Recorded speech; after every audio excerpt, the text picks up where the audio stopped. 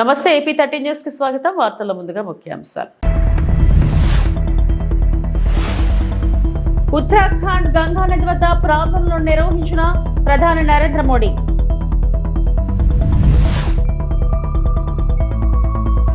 దగ్గుబాటి ఎవరు చేయని సాహసం చేశారు సీఎం చంద్రబాబు.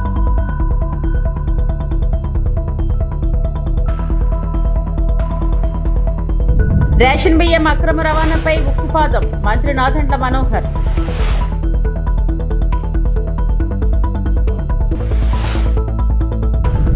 ప్రధానమంత్రి నరేంద్ర మోడీ ఉత్తరాఖండ్లోని ముఖ్వాను సందర్శించి శీతాకాలపు గంగామామ ఆలయంలో ప్రార్థనలు చేశారు. గంగోత్రి చేరుకోలేని శీతాకాలంలో భక్తులు ఇక్కడ గంగమామను పూజిస్తారు కాబట్టి ఈ పవిత్ర స్థలం లోతైన ఆధ్యాత్మిక ప్రాముఖ్యతను కలిగి ఉంది.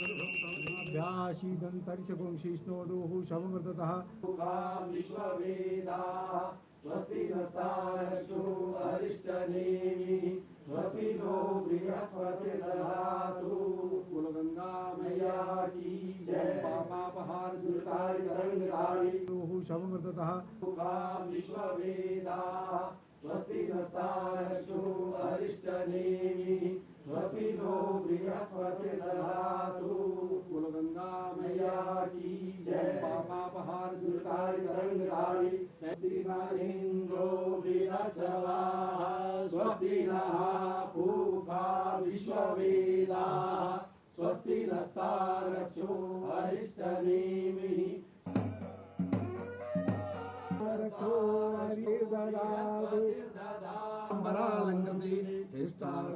शेखराय किल्लदी सोमनाथ संसेविता देया पाप विनाशनी मकर कुमावाता मावाजात वेदो लक्ष्मी मनवगामिनी यस्यामृविंदेयाम गाम संपुर्गानम असपूर्वामृतमध्याम हस्तिनाथ प्रमोदनम श्रम देवी मुपवे श्रीमामदेव दुष्टाम काम सोस्मृताम भिन्न प्रकारम मात्राम ज्वलन्ति पुत्रपताम सर्वेन्द्रि पद्मे सिताम पद्मन्नाम ताम होपय्यम श्रीम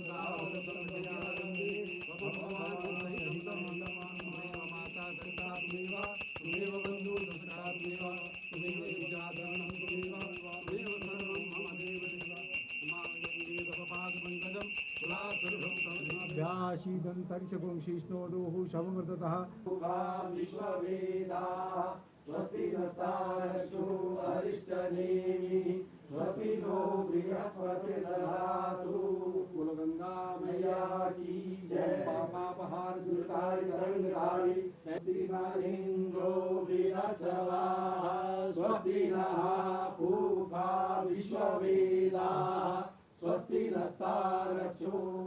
మాజీ మంత్రి దగ్గుబాటి వెంకటేశ్వరరావు ప్రపంచ తత్వ నాయకత్వంపై అధ్యయనం చేసి పుస్తకం రాశారని ఏపీ సీఎం చంద్రబాబు అన్నారు. విశాఖపట్నంలో దగ్గుబాటి రాసిన ప్రపంచ చరిత్ర పుస్తక ఆవిష్కరణ కార్యక్రమంలో సీఎం ముఖ్య అతిథిగా పాల్గొని మాట్లాడారు.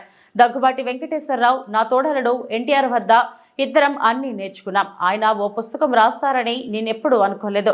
రచయిత కానటువంటి రచయిత వెంకటేశ్వరరావు ఎవరూ చేయని సాహసాన్ని ఆయన చేశారు. ప్రపంచ చరిత్రలో ఆది నుంచి ఇప్పటి వరకు మొత్తం వివరాలను పుస్తకంలో పొందుపరిచారు. ఎన్ని కష్టాలున్నా సంతోషంగా కనిపిస్తారు. గత ప్రభుత్వ విధ్వంస పాలనతో అందరం ఆవేదన చెందాం. గీతం వంటి ఉత్తమ విద్యా సంస్థను ఏం చేశారో చూశారు. ఇటీవల ఎన్నికల్లో దగ్గుబాటి పురంధేశ్వరి చొరవను అందరం చూశాం. రాష్ట్ర ప్రజలకు మంచి చేసేందుకు అది ఉపయోగపడిందని చంద్రబాబు అన్నారు. కలిసి ఉన్నాం 40 ఏళ్ళు, ఫ్యామిలీ మెంబర్స్, కానీ ఆయనలో ఇంత డెప్త్ ఉంది, ఒక పుస్తకం రాస్తాడని నేను ఎప్పుడు ఊహించలేదు. ఆయన చెప్పినప్పుడు నేను అడిగాను, మీరే రాశారా అని అడిగాను. ఎవరికైనా డౌట్లు ఉంటాయి, కానీ ఆయన రైటర్ కాదు, ఇప్పుడు కూడా కాదు. కానీ రైటర్ కానటువంటి రైటర్ ఈయన, రచయిత కానటువంటి రచయిత. ఈరోజు ఏదైతే అటెంప్ట్ చేశారో అది కూడా చూస్తే ఎవరు చేయనటువంటి పుస్తకం కోసం చేశారు. ఆ విషయాలు కూడా మనం ఒకసారి మాట్లాడుకుంటాం. అదే సమయంలో దగ్గుపాటి పురంధేశ్వరి గారు, ఇటీవల ఎన్నికలు నేను చూశాను వారిని. వారు చూపించిన చొరవ కానీ, వారు నడిపించిన విధానం కానీ, దానివల్ల మళ్ళీ రాష్ట్ర ప్రజలకు ఒక మంచి జరగడానికి ఉపయోగపడింది. వారిని కూడా మనస్ఫూర్తిగా అభినందిస్తున్నా. ఒక చారిత్రక అవసరం మొన్న ఎన్నికలు. అందరూ ఆవేదన పడ్డాం. గీతం లాంటి వన్ ఆఫ్ ది బెస్ట్ ఇన్స్టిట్యూట్ని ఏం చేశారో మీరు చూశారు. ఇలాంటి ఇన్స్టిట్యూట్స్ రావాలని కోరుకునే సమయంలో ఇక్కడ డెమాలిషన్ చేసే పరిస్థితికి వచ్చారంటే చాలా బాధేస్తుంది. అలాంటివన్నీ మనం చూసాం. అయినా కూడా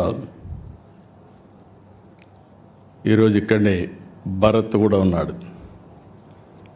కానీ ఆయన కష్టం ఇంకా లేదు దీంట్లో, ఇప్పుడిప్పుడే ప్రారంభం అయ్యింది. కానీ మూర్తి గారిని చూశాను.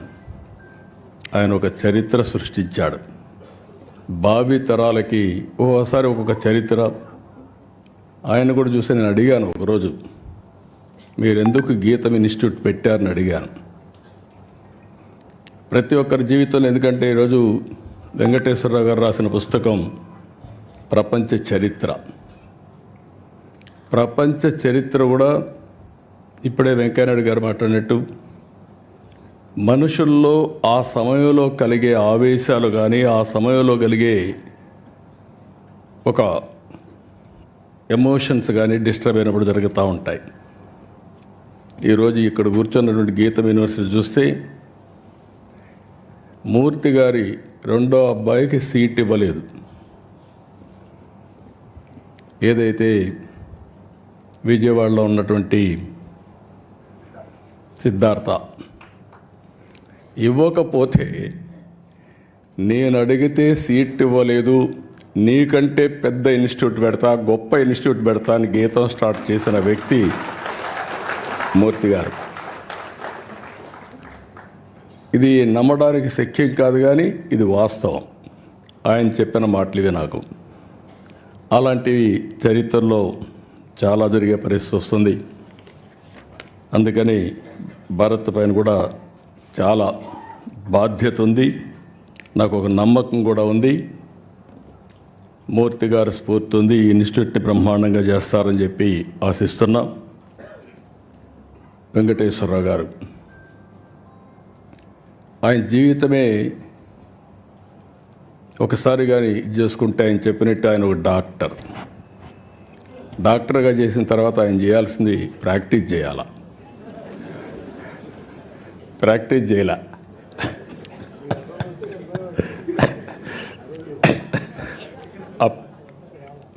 మంత్రిగా ఉండి డాక్టర్గా ప్రాక్టీస్ చేశాడు, అది వేరే విషయం. ఆయనకు మెడికల్ అండ్ హెల్త్ మినిస్టర్ ఇస్తే ఈయన ప్రాక్టీస్ చేశాడు. పీడీఎస్ ధాన్యం అంటే కేవలం స్మగ్లింగ్ కోసమే అన్నట్లుగా వైసీపీ పాలకులు మార్చేశారని మంత్రి నాదెండ్ల మనోహర్ అన్నారు. ఒక మాఫియాలా ఏర్పడి ధాన్యాన్ని పేదలకు దక్కకుండా చేశారని ఆగ్రహం వ్యక్తం చేశారు. శాసనసభలో గోరంట్ల బుచ్చయ్య చౌదరి, కొండబాబు, కూన రవికుమార్, వెనుగండ్ల రాము తదితర సభ్యులు అడిగిన ప్రశ్నలకు నాదెండ్ల మనోహర్ సమాధానమిచ్చారు. రేషన్ బియ్యం అక్రమ రవాణాకు పాల్పడే వారిపై గతంలో కంటే కఠినమైన సెక్షన్లతో కేసులు నమోదు చేస్తున్నామని తెలిపారు. ఈ రోజుకి కూడా చాలా కుటుంబాలు దీనిపైనే ఆధారపడి ఉంటాయి అధ్యక్ష. రేషన్కి ఎప్పుడు వస్తుందని ఎదురు చూస్తూ ఉంటారు. కానీ వ్యవస్థని ఎట్లా మార్చేశారంటే, పీడిఎస్ రైస్ అంటే కేవలం స్మగ్లింగ్ కోసం, ఒక ఇల్లీగల్ యాక్టివిటీ కింద దీనికి ఒక డీప్ రూటెడ్ మాఫియాని క్రియేట్ చేసి రాష్ట్రానికి తీవ్రమైన నష్టం కలిగించారు అధ్యక్ష. అంటే ఎంత దారుణంగా ఉందంటే, ఒక ప్రాంతమే కాదు అధ్యక్ష, కేవలం నేను ఒక రైస్ మిల్లర్లే నేను ప్రస్తావించాను. ఎందుకంటే అందరి పాత దీంట్లో బాగా లోతుకి వెళ్ళిపోయింది అధ్యక్ష. మేము ధాన్యం ఏ విధంగా సేకరిస్తాం, అసలు అవసరం ఎంత అని మీరు అన్నారు బుచ్చయ్య చౌదరి గారు. రాష్ట్ర వ్యాప్తంగా ప్రతి ఏటా మనకి ప్రొడక్షన్ దాదాపు 1,20,00,000 మెట్రిక్ టన్నుల అధ్యక్ష. అందులో మనకి మార్కెట్లోకి వచ్చేది 80 లక్షల మెట్రిక్ టన్ను. 80 లక్షల మెట్రిక్ టన్నులకు గాను మిల్లర్స్ దగ్గరికి మనం పంపించి కస్టమ్ మిల్ రైస్ చేయగలిగేది 40 లక్షల మెట్రిక్ టన్నులు. ఈ 40 లక్షల మెట్రిక్ టన్నులోనూ దాదాపు 30 నుంచి 32 లక్షల మెట్రిక్ టన్నులు పీడిఎస్ రైస్ కోసం ఉపయోగించుకుంటాం అధ్యక్ష. జాతీయ సంస్థ ఫుడ్ కార్పొరేషన్ ఆఫ్ ఇండియాకి బ్యాలెన్స్ స్టాక్ ఇచ్చేసి దేశంలో ఎక్కడ ఉపయోగం ఉన్నా కూడా ఆ నిల్వలు వాళ్ళు మార్చుకుంటారు అధ్యక్ష. ఆయన అడిగారు రైస్, ఆయన రైస్ గురించి కూడా చెప్పానండి. ఆ విధంగా కొనసాగుతున్న ఈ అద్భుతమైన కార్యక్రమాన్ని కావాలని కొంతమంది వాళ్ళ స్వార్థం కోసం, స్వప్రయోజనాల కోసం ఎంతో నష్టం కలిగించారు అధ్యక్ష. ఇందాక కూనా రవికుమార్ గారు అడిగారు, చాలా సంతోషం, మీకు కొన్ని వివరాలు చెప్పాలి అధ్యక్ష. ఎందుకంటే గత 5 సంవత్సరాల్లో వీళ్ళు ధాన్యం జప్తు చేసింది 76,854 మెట్రిక్ టన్నుల అధ్యక్ష. 5 ఇయర్స్లో 2019 నుంచి 24 వరకు. కూటమి ప్రభుత్వం వచ్చినాక కేవలం 6 నెలల్లో మేము జప్తు చేసింది 60,000 మెట్రిక్ టన్నుల అధ్యక్ష. అంటే almost 78% of what the previous government has done in the past 5 years. అక్కడ జరిగిన తనిఖీల్లో ఒకే రోజున దాదాపు 50,000 మెట్రిక్ టన్నులు రైస్ మేము సీజ్ చేసాం అధ్యక్ష. 50,000 మెట్రిక్ టన్స్. అందులో ల్యాబ్కి పంపించి అనాలిసిస్ వచ్చిన తర్వాత 25,386 మెట్రిక్ టన్నులు పీడిఎస్ రైస్గా మేము నిర్ధారించాం అధ్యక్ష. 13 సంస్థల పైన, గోడౌన్స్ పైన కేసులు పెట్టాం. వాళ్ళపైన 6A కేసెసే కాకుండా ఈ section 7 of essential commodities act. MLC ఎన్నికల ప్రచారంలో సీఎం రేవంత్ రెడ్డి తనపై చేసిన విమర్శలకు ప్రజలే సరైన సమాధానం ఇచ్చారని కేంద్ర మంత్రి కిషన్ రెడ్డి అన్నారు. ముఖ్యమంత్రి విమర్శలకు సంజాయిషి ఇవ్వాల్సిన అవసరం తనకు లేదన్నారు. ప్రజా తీర్పు కాంగ్రెస్ పాలనకు చెంపపెట్టు లాంటిదని కిషన్ రెడ్డి పేర్కొన్నారు. అసెంబ్లీ ఎన్నికలకు ముందు కాంగ్రెస్ పార్టీ ఇచ్చిన హామీలన్నీ వెంటనే అమలు చేయాలని డిమాండ్ చేశారు.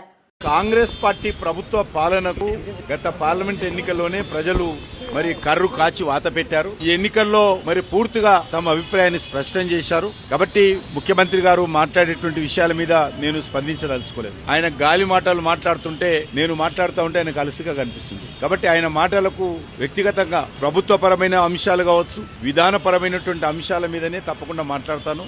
నా మీద గాలి మాటలు మాట్లాడినప్పుడు నేను జవాబు చెప్పుకోవాల్సినటువంటి, సంజాయిషి చెప్పుకోవాల్సినటువంటి అవసరం నాకు లేదు. ఆ ప్రజలు తీర్పే నా గురించి ఈ ఎన్నికల ప్రచారంలో ఇష్టారాజ్యంగా ముఖ్యమంత్రి గారు మాట్లాడిన తర్వాత తెలంగాణ ప్రజలు ఎన్నికల్లో ఇచ్చినటువంటి తీర్పు ఏదైతున్నదో ఆ తీర్పే కాంగ్రెస్ పార్టీకి, పాలక పార్టీకి చంపచెల్లుమనిపించింది. నా మీద విమర్శకు సరైన జవాబు తెలంగాణ ప్రజలే చెప్పారు. రెఫరెండం అన్న ఈ ఎన్నికలను 2 కోల్పోయింది కాంగ్రెస్. ఈ మేధావులు ఇచ్చిన తీర్పు ఖచ్చితంగా కాంగ్రెస్ పార్టీ ఇప్పటికైనా తెలంగాణ ప్రజలకు ఇచ్చినటువంటి హామీ, అది రైతులకు మరి ఎకరాకు 15,000 ఇచ్చేటువంటి కార్యక్రమం గాని, కౌలు రైతులకు గాని, రైతు కూలీలకు గాని, నిరుద్యోగ యువతకు నెలకు 4,000 ఇచ్చేటువంటి నిరుద్యోగ వృత్తి గాని, తెలంగాణ ఆడబిడ్డలందరికీ ఇవ్వాల్సినటువంటి 2,500 రూపాయలు కానీ, దళిత కుటుంబాలకు ఇవ్వాల్సినటువంటి 12 లక్షల రూపాయలు కానీ, ఆడబిడ్డలకు ఇవ్వాల్సినటువంటి స్కూటీ, మోటార్ సైకిల్ కానీ ఏవైతే హామీలు ఇచ్చారో ఇప్పటికైనా హామీలు అమలు చేసే దిశగా ఉండాల్సిందిగా నేను తెలంగాణ ప్రజానీకం తరఫున డిమాండ్ చేస్తా ఉన్నాను. 317 కారణంగా, జీవో 317 కారణంగా ఉద్యోగస్తులు గాని, ఉపాధ్యాయులు గాని ఏదైతే నష్టపోతా ఉన్నారో, ఏదైతే ఇబ్బందులు ఎదుర్కొంటున్నారో ఆ యొక్క సమస్యను కూడా సానుకూలంగా ఇప్పటికైనా పరిష్కారం చేయాలని డిమాండ్ చేస్తా ఉన్నాను. నల్గొండ, ఖమ్మము, అదేవిధంగా వరంగల్ సంబంధించి మేము ప్రత్యేకంగా పార్టీలో చర్చించి ఆ 3 జిల్లాలలో పార్టీ బలపడడం కోసం కావలసినటువంటి చర్యలు ఏ రకంగా ఉండాలో ప్రత్యేకంగా దానికి సంబంధించినటువంటి కార్యాచరణ రూపొందించి ఆ జిల్లాలో కూడా బలపడడం కోసము, ప్రజల మద్దతు కూడగట్టడం కోసము తప్పకుండా ప్రయత్నం చేస్తాము. ఎన్నికల్లో కొంత మేము విజయం సాధించకపోవడానికి కొంత మా లోపం కూడా కారణమే. ఆ లోపాలన్నీ కూడా సరిదిద్దుకొని ఉభయ రాష్ట్రాల రైతుల ప్రయోజనాలు, ప్రజల అభివృద్ధి కోరుకునే వ్యక్తి ముఖ్యమంత్రి చంద్రబాబుపై అర్థం పర్థం లేని అసత్య ఆరోపణలు చేయడం తగదు. కృష్ణా ట్రిబ్యునల్ ప్రకారం ఆంధ్రాకు నీటి వాటా చట్టబద్ధంగా, న్యాయబద్ధంగానే అడుగుతున్నామని, రాజకీయ ఉనికి కోసం రాద్ధాంతాలు చేయొద్దని మీడియాతో మాట్లాడుతూ తెలిపాను. మంత్రి నిమ్మల రామానాయుడు అన్నారు. పాత్రికేయ మిత్రులందరికీ కూడా ముందుగా నమస్కారాలు తెలియజేసుకుంటూ, రైతుల ప్రయోజనాలు బాగుండాలని, ఉభయ తెలుగు రాష్ట్రాల తెలుగు ప్రజల అభివృద్ధిలో నడవాలని చంద్రబాబు నాయుడు గారు మాట్లాడుతూ ఉంటే దాన్ని కూడా రాజకీయం చేస్తున్నటువంటి పరిస్థితి ఏదైతే ఉందో, అంటే తెలంగాణలో తమ రాజకీయ పబ్బం కోసం, తమ రాజకీయ ఉనికి కోసం పదే పదే ఇట్లా ఏపీ మీద మరి అవాస్తవమైన ఆరోపణలు చేయడం తగదు అని చెప్పి మీ ద్వారా కూడా తెలియజేసుకుంటూ ఉన్నా.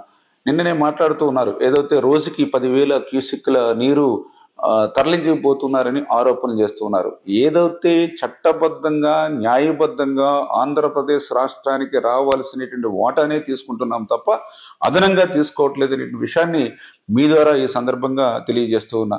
ఎందుకంటే మొన్న కూడా మీరు చూసారు, ఏదైతే ఆ రోజు ఉమ్మడి ఆంధ్రప్రదేశ్ రాష్ట్రంలో మహారాష్ట్ర అక్రమంగా ప్రాజెక్టు నిర్మాణం చేస్తూ ఉంటే ఆ రోజు చంద్రబాబు నాయుడు గారు మహారాష్ట్ర పోయి అక్కడ ధర్నా చేసి అరెస్ట్ అయిన విషయాన్ని, అంటే ఇట్లా తెలుగు ప్రజల అభివృద్ధి, అందులో ముఖ్యంగా తెలంగాణ ప్రజల అభివృద్ధిని కూడా కాంక్షించేటువంటి వ్యక్తి చంద్రబాబు నాయుడు గారు అనే విషయాన్ని కూడా ఈ సందర్భంగా తెలియజేసుకుంటూ, మరి ఏదైతే ఈవేళ కృష్ణ ట్రిబ్యునల్ ప్రకారం మరి 811 టీఎంసీలు లభ్యత ఉన్నటువంటి స్థితిలో ఆంధ్రప్రదేశ్ రాష్ట్రానికి 512 టీఎంసీలు, అదేవిధంగా తెలంగాణకు 299 టీఎంసీలు, అది న్యాయబద్ధంగా వాటా పంచుకునేటువంటి విధంగా మరి ఒప్పందం ద్వారా వచ్చిన విషయాన్ని కూడా ఈ సందర్భంగా గుర్తుపెట్టుకోవాల్సినటువంటి అవసరం ఉందని చెప్పి తెలియజేస్తూ ఉన్నా.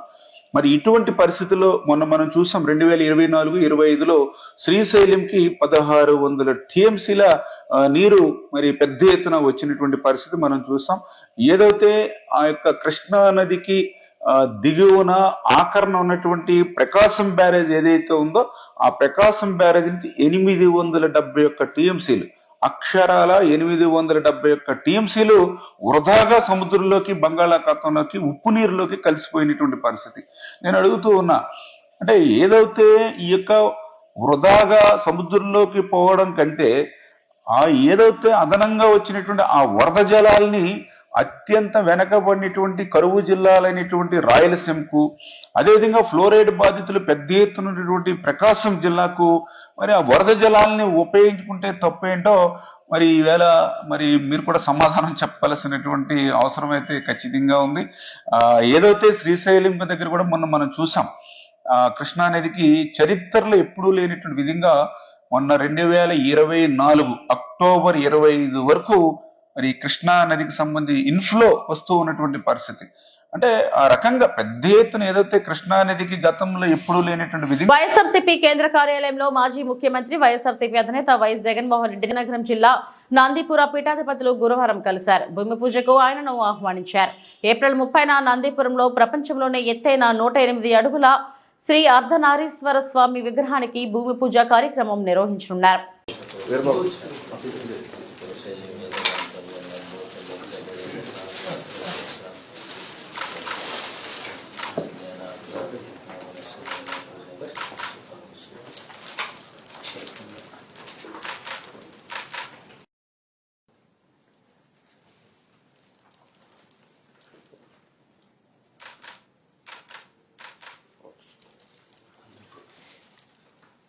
తిరుమలలోని తరిగొండ వెంగమాంబ అన్నప్రసాద్ భవనంలో గురువారం టీటీడీ ఈవో జె శ్యామలరావు, అదనపు ఈవో సిహెచ్ వెంకయ్య చౌదరిలతో కలిసి టీటీడీ చైర్మన్ భక్తులకు వడవడ్డింపు కార్యక్రమాన్ని ప్రారంభించారు. ఈ సందర్భంగా చైర్మన్ మాట్లాడుతూ, తాను బాధ్యతలు స్వీకరించిన తర్వాత అన్నప్రసాదం మెనూలో భక్తులకు అదనంగా ఒక పదార్థం వడ్డించాలని ఆలోచన కలిగిందన్నారు. ఈ విషయాన్ని సీఎం నారా చంద్రబాబు నాయుడు దృష్టికి తీసుకెళ్లగా ఆయన అంగీకారంతో వడల వడ్డింపు కార్యక్రమాన్ని ఈ రోజు నుండి ప్రారంభించామన్నారు. ఇప్పటికే భక్తులకు నాణ్యమైన దినుసులతో భక్తులకు రుచికరమైన అన్న ప్రసాదాలు అందిస్తున్నట్టు టీటీడీ చైర్మన్ విఆర్ నాయుడు తెలియజేశారు. భక్తులకు పంపిణీ చేసే వడ తయారీలో శనగపప్పు, పచ్చిమిర్చి, అల్లం, కరివేపాకు, కొత్తిమీర, పుదీనా, సోంపును ఉపయోగించనున్నారు. అన్నప్రసాద కేంద్రంలో ఇకపై ప్రతిరోజు ఉదయం 10:30 గంటల నుండి సాయంత్రం 4 గంటల వరకు 35,000 వడలను భక్తులకు వడ్డించనున్నట్లు తెలిపారు. ఈ కార్యక్రమంలో టీటీడీ బోర్డు సభ్యులు శాంతారాం, డిప్యూటీ ఈఫోలు లోకనాథం, రాజేంద్ర, కేటరింగ్ ప్రత్యేక అధికారి శాస్త్రి తదితరులు పాల్గొన్నారు. జనవరి 20వ తారీఖు నాడే ట్రయల్ రన్ చేశారు మన అధికారులు. అది బాగా సక్సెస్ అయింది. చాలా రుచికరంగా ఉందని చెప్పేసి ఫీడ్బ్యాక్ వచ్చింది. దానికి అనుగుణంగానే కొంత సమయం పట్టింది. ఎందుకంటే అన్ని ఏర్పాట్లు చేసుకోవాలి. వంట కావాల్సిన ముడి సరుకులు అయితేనే ఉంది, దానికి కావాల్సిన సిబ్బంది అయితేనే ఉంది, అవన్నీ సమకూర్చుకోవటం. ఈ రోజు నుంచి 35,000 మందికి వడలు సప్లై చేయాలని అనుకుంటున్నారు. ఇక దీన్ని ఇంకా పెంచి అందరికీ అందుబాటులో తెచ్చేదానికి మన అధికారులు కృషి చేస్తున్నారు. ప్రతి ఒక్కరికి ఈ కార్యక్రమంలో భాగస్తులందరికీ కూడా పేరు పేరున ధన్యవాదాలు తెలుపుకుంటున్నాను. ఇది మంచి పరిణామం. భక్తులందరూ చాలా సంతృప్తి వ్యక్తం చేశారు. ఇదే విధంగా కొనసాగుతుందని చెప్పి నేను ఆశిస్తున్నాను. ఓం నమో Venkateswara. All of you know that lakhs of pilgrims come to visit Sri Lord Venkateswara Swami. They take Annaprasadam. So mainly it is Tarigonda Vengamamba Annaprasadam complex. Number of people have their breakfast, lunch and dinner. So previously there used to be a lot of complaints on the quality of the Annaprasadam, different items supplied. So Honorable CM Sri Nara Chandrababu Naidu garu directed us that we should give highest priority to the quality of Annaprasadams given to the devotees. So as per that, we have taken number of steps to improve the quality.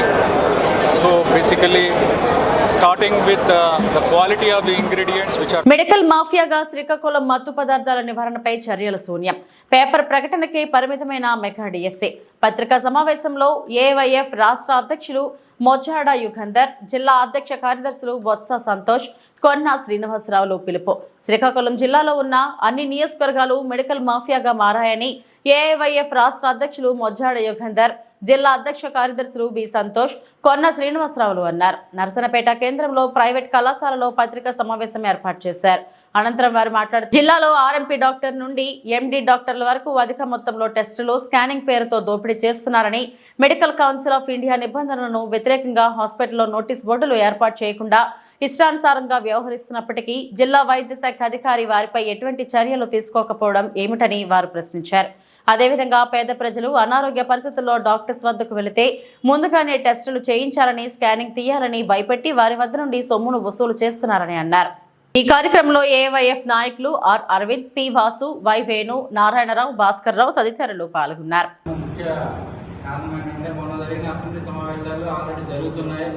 దాంట్లో కనీసం ఎన్నికల ముందు మంత్రి లోకేష్ గారు పాదయాత్ర చేస్తూ mega DSC release చేస్తాను, mega DSC మీద first సంతకం పెడతాను, నిరుద్యోగ యువతను ఆదుకుంటాను, ఈ రాష్ట్రంలో నిరుద్యోగ యువతకి 20 లక్షల మందికి ప్రత్యేకంగా కానీ పరోక్షంగా కానీ మా ఎన్డీఏ గవర్నమెంట్ అధికారంలోకి వచ్చిన తర్వాత పూర్తి స్థాయిలో ఉద్యోగ పద్ధతి కలిగిస్తామని చెప్పిన ప్రభుత్వం ఈ రోజు మెగా డిఎస్సీని కాలయాపన చేస్తూ ఇప్పుడు 9 మాసాలు గడుస్తున్నా ఇంతవరకు మెగా డిఎస్సీ నోటిఫికేషన్ ఇవ్వకుండా పేపర్లో ప్రకటనకి మీడియా మిత్రులు తప్ప తెలియజేయడం తప్ప కానీ పూర్తి స్థాయిలో నోటిఫికేషన్ రిలీజ్ చేయలేదు. తక్షణమే మెగా డిఎస్సీని రిలీజ్ చేయాలని చెప్పి రాష్ట్ర ప్రభుత్వం హెచ్చరిస్తున్నాం.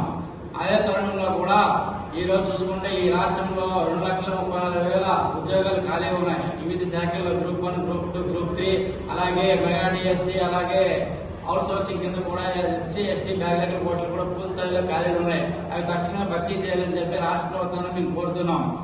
ఆ తరుణంలో కూడాను గత ప్రభుత్వంలో పనిచేసిన 2,60,000 మంది వాలంటీర్లు ఈ రోజు ఉద్యోగ భద్రత కల్పిస్తాము, మీకు వస్తే 5,000 గౌరవవేతనం సరిపోదు, పూర్తి స్థాయిలో 10,000 గౌరవవేతనం చేస్తామని చెప్పిన ఆనాడు ఎన్నికల ప్రచారంలో, ఇప్పుడు ముఖ్యమంత్రి ఆనాడు ఎన్నికల ప్రచారంలో హామీ ఇచ్చారు. ఆ హామీని మేము నిలబెట్టుకోవాలని చెప్తున్నాము. అదే పద్ధతిలో కూడా ఏపీ బెవరేజ్ కంపెనీ తరఫున పనిచేస్తున్న ప్రభుత్వ వైన్ షాపుల్లో గత ప్రభుత్వంలో పనిచేసిన వాళ్ళు కూడా ఈ రోజు 15,500 మంది రాష్ట్ర వ్యాప్తంగా ఈ రోజు 9 మాసాలే ఉద్యోగ భద్రత లేక, ఉద్యోగ జీతాలు లేక, ఫ్యామిలీతో ఇబ్బంది పడుతూ ఈ రోజు నడి రోడ్డు మీద పడుతున్నా పట్టించుకున్న ప్రభుత్వం ఆనాడు వీళ్ళందరినీ కాపాడుతాను, ఉద్యోగ భద్రత కల్పిస్తానని చెప్పి ఎన్నికల హామీ ఇచ్చి నిరుద్యోగ యువతను పూర్తి స్థాయిలో రాష్ట్ర ప్రభుత్వం మోసం చేసిందని మేము చెప్తున్నాం.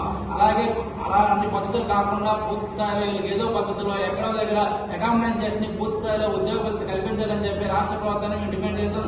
లేని రానున్న రోజుల్లో పెద్ద ఎత్తున యువతను సమీకరించి రాష్ట్ర వ్యాప్తంగా అలాగే ఈ జిల్లా కేంద్రంలో కూడా పూర్తి స్థాయిలో ఉద్యమాలు చేపడతామని చెప్పి తెలియజేస్తున్నాం. ఇవి ఇప్పటి వరకు నా బులెటిన్ అప్డేట్స్. నమస్తే.